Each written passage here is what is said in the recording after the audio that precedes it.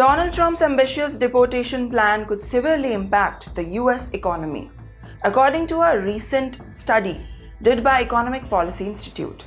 While the report released on Thursday warned that if Trump follows through the goal of deporting 4 million undocumented immigrants over the next 4 years, it could put 6 million jobs at risk across the country.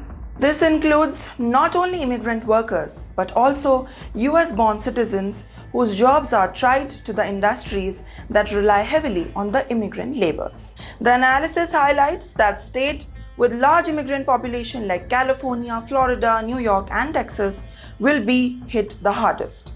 The states have strong dependency on immigrant workers, especially in the labor-intensive sectors like construction and childcare.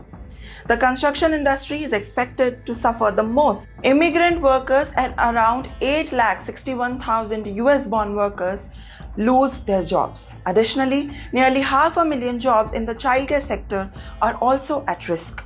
Immigrants play a vital role in powering the US economy. Federal data of 2024 shows that this makes up 20% of the national workforce. The EPI report notes that if millions of migrants are deported, it could lead to a sharp reduction in household spending, which would further strain the local businesses and economies. Immigrants play a vital role in powering the US economy. Federal data from 2024 shows that it makes up almost 20% of the national workforce.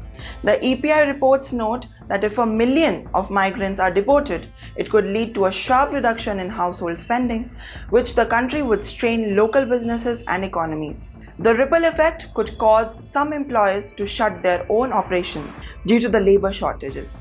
While Trump and conservative supporters argue that mass deportation will create more job opportunities for the native-born Americans, experts disagree. They point out that the number of immigrants in the workforce has already been declining and the vacant jobs aren't necessarily being filled by the US-born workers.